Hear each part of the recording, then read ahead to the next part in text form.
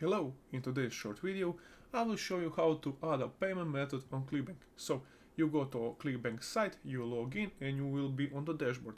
When you're on the dashboard, you will go to your accounts. When you're on the account site, you will see your nicknames. My nickname is this, and you will press the blue link.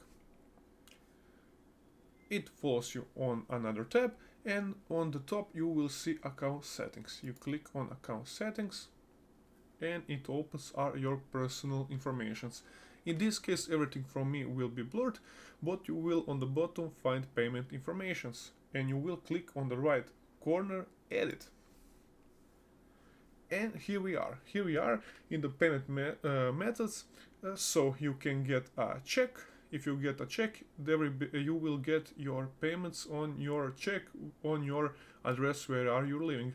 In my case this will be blurred, or you can click direct deposit and you can choose your bank country, bank city and bank name, and you will get the money direct on your banking account. So this is how you add a payment method on Clickbank.